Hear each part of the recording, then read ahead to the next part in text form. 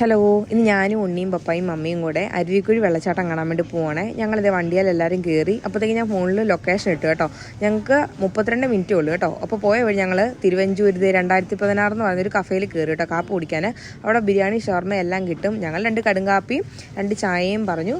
അതുപോലെ തന്നെ പരിപ്പോടയും 2 പഴംപൊരിയും പറഞ്ഞു കേട്ടോ. അത് ഞങ്ങളുടെ ഐറ്റംസ് എല്ലാം എത്തി. അത് കഴിഞ്ഞത് കഴിക്കാൻ വേണ്ടി സ്റ്റാർട്ട് ചെയ്തു കേട്ടോ. ഉണ്ണി പരിപ്പോടെല്ലാം കഴിച്ചു. അപ്പോഴത്തേക്കും ചേച്ചി ഞങ്ങൾക്ക് കടുങ്കാപ്പി കൊണ്ട് തന്നു കേട്ടോ. തൊട്ട് കുറേ ചായയും വന്നു. അതും എല്ലാം കുടിച്ച് എൻ്റേത് ഞാനിത് ആറിക്കാൻ വെച്ചേക്കുവാണേ. ഈ ചേച്ചിയും ഈ ചേട്ടനും കേട്ടോ ഈ കടയുടെ ഓണേഴ്സ്. അത് കഴിഞ്ഞ് ഞങ്ങൾ നേരെ അരുവിക്കുഴിക്ക് പോയി കേട്ടോ. അതുപോലെ തന്നെ 26 രൂപ കേട്ടോ എൻട്രി ഫീ എന്ന് പറയുന്നത്. നമ്മളിപ്പോ വന്നേക്കുന്നത് അരുവിക്കുഴി വെള്ളച്ചാട്ടത്തിന്റെ അടുത്ത് വന്നിരിക്കുവാണ്.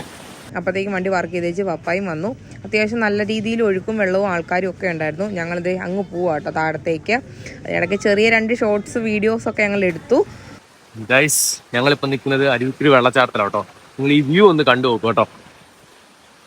നല്ല അടിപൊളി വ്യൂസ് ഉണ്ട് കേട്ടോ. അത് മാത്രമല്ല താഴെ നോക്കിയാൽ നല്ല രസമാണേ.